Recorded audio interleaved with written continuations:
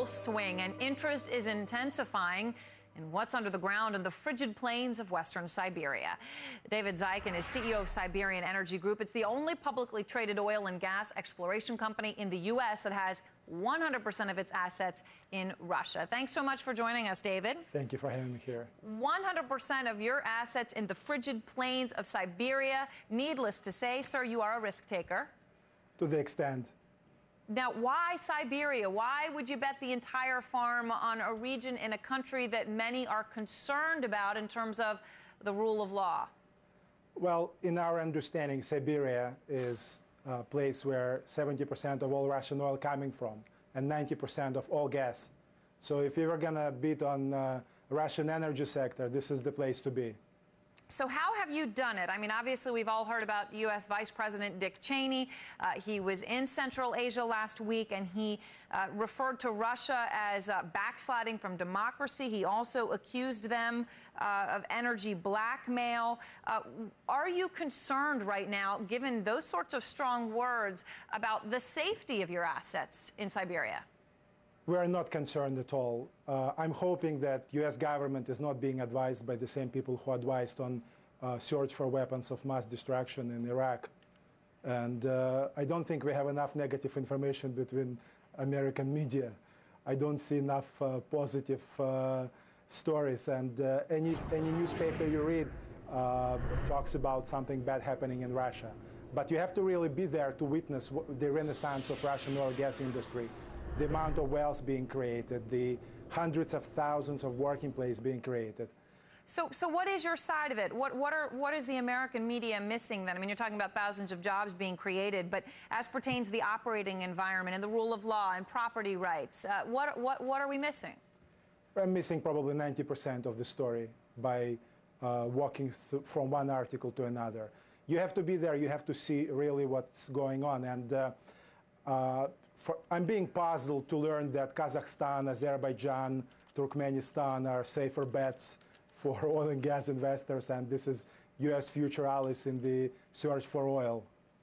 Now, it's interesting, though, I mean, because one of the stories we did hear, and he was actually on street signs recently, was William Browder, who's the manager of the Hermitage Capital Fund. As you know, it's the largest foreign fund that operates in Russia. He's banned from the country. I mean, he's been told he's a threat to public health as well as a threat to national security. Now, I know you're a Canadian citizen. Have you had any sorts of run-ins with the Russian authorities? Never had. I never had any problems. I still have my Russian visa, and hopefully they're not going to cancel it. All right, so how are you going to grow in Siberia then? Are you going to remain a Siberia-only play and not operate in nations such as Kazakhstan? We love Siberian market, and today companies in Siberia, producing companies, can be bought for based on $1 per barrel of proven reserve, C1. In Kazakhstan, you have to pay $4 or $5. In North Sea, you have to pay $12. In Texas, probably $15, $16. So we feel that Russia is undervalued, especially in this sector. And if you take a look at Russian stock market, which is probably up 1,100% in the last 5-6 years, you feel that these opportunities are not forever.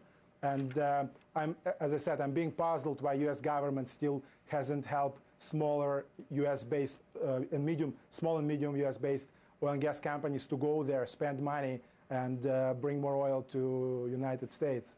Right, and one of their concerns was over a halting in the pipeline this winter of natural gas supplies to Europe. I mean, I know Russia supplies, 40% of energy needs to the European Union? That's correct.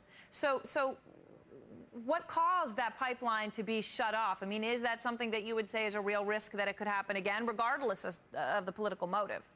It's hard for me to assess any political risk. I leave it to the administration.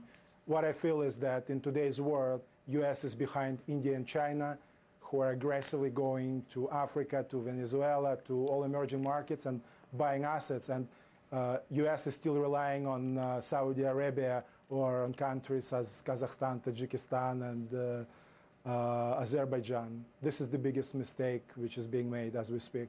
All right. Well, we appreciate your joining us and giving us your side of the story. Thank you so much, David. Thank you for having me here. David Zaikin there joining us. Well, commodity prices overall seem to be imploding today after what has been a very long run-up. Are we now going to be seeing an extended decline, correction, or capital flight? We ask the question. And our Jerry Cobb is standing by to preview a key week for advertisers and the television business. Jerry? Well, that's right, Aaron. TV commercials are taking a back seat at the upfront, where major broadcasters are showing off digital opportunities for advertisers beyond the 30-second spot. That story when Street Signs return.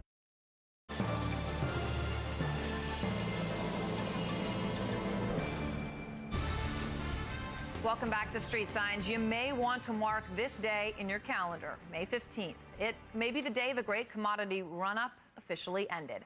After hitting multi-decade highs, metals prices have made a sharp U-turn over the past 2 days, zinc posting its biggest loss in more than 16 years. Copper posting its sharpest fall in about 16